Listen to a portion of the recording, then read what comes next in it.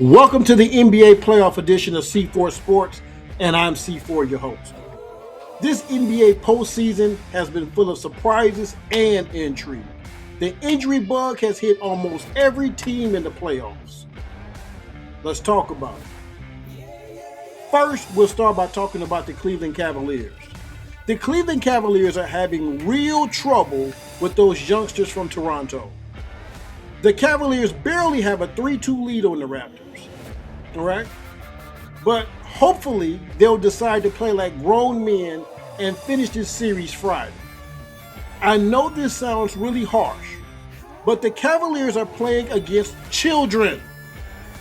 Sometimes you have to knock the starch out of these young jumping beans by playing physical in the paint. The Cavaliers have a big team, one of the biggest teams in the NBA. But they are failing to play consistently strong in the paint.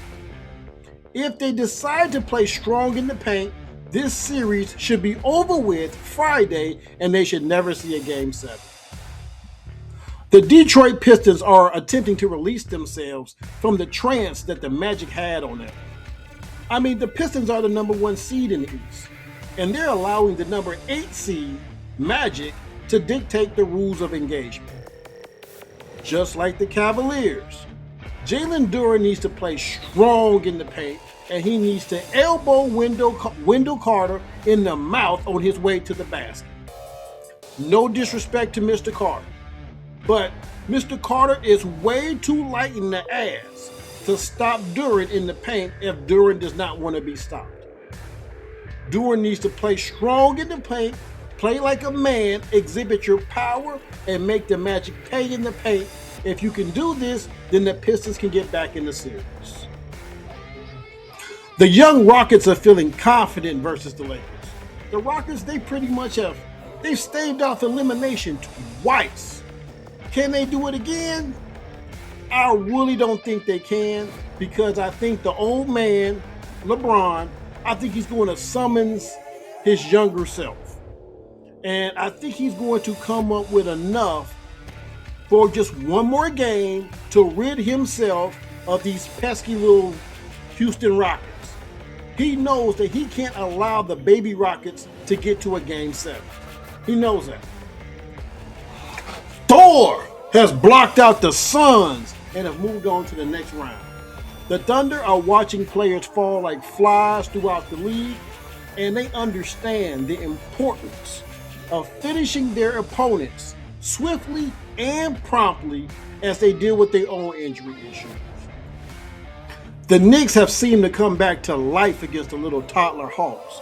The CJ McCollum fire, it has seemed to have calmed down, and the Knicks are hoping that the fire retardant does not wear off anytime soon. The Knicks hope to end that series today. The big process, Embiid is back. And as long as the big man for the 76ers continues to play strong in the paint, Philly has a chance to take Boston to a Game 7. Now, in a Game 7, I would like the 76ers. Why? Because Embiid. What does that mean? That means it's all on Embiid.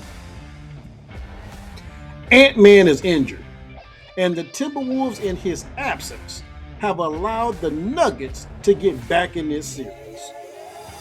If the Timberwolves don't end this series today, they will be in a wee spot of trouble.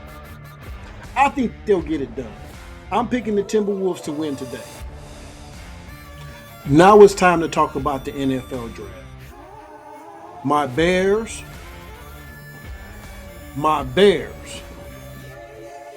and one more time, my Bears. I don't know what to say. But I hope whatever their game plan is, I hope it works. Because it does not look good. Football is played at the line of scrimmage. And we still don't have a defensive line. The Bears have always been known for great defense. Not okay, not good. We're known for having great defense. But we have no defensive line. We have all the shiny little ornaments but no tree. We have corners, we have safeties, we have linebackers, but we only have one pass rusher. Somehow in their mind, the Bears are expecting Austin Booker to become a consistent NFL defensive end. And I don't see it. I watched his Senior Bowl tape before he came out. He does not play with power. Weights can't help you play with power if playing tough is not in your heart. As for the rest of the draft, I like the Ravens picks, the Eagles, the Texans, the Colts, the Raiders, the Chargers, the Jets, the Giants, and yes, the Browns. The Browns had a pretty decent draft. With a few other teams having some honorable mentions, like the Steelers, they had a decent draft. The Titans, they did well as well. The Commanders and the Chargers. The truth is that we won't actually know anything about these picks for the next couple of years.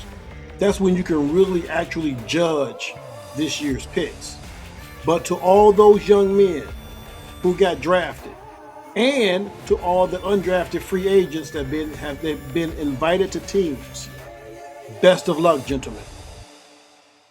Now let's have a brief discussion about my Cubs and Sox. The Cubs are getting better by the week. Their record is now 19-12. The California trip kind of sent them backwards, but they should feel more confident now than they did at the beginning of the season. And as far as the Sox are 14-17. This sounds impossible.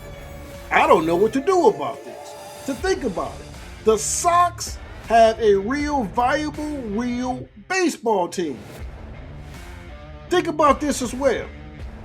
Both Chicago teams being good, or at least decent, will make the Crosstown Classic this summer interesting. But, hey, what can I tell you? We haven't seen this type of good baseball play in Chicago on both sides of town in a few years.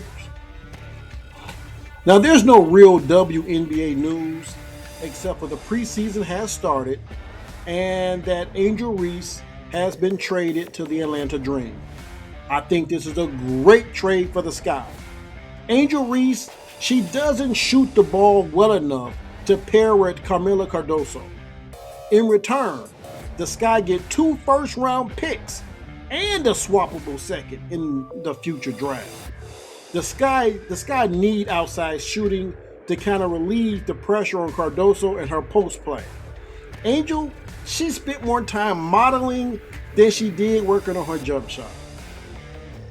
Well, that's another show in the books. And remember to not just like this show, but to leave your comments so that I can mention you in later shows, giving you the pub that you deserve. C4 Sports, where we blow up together.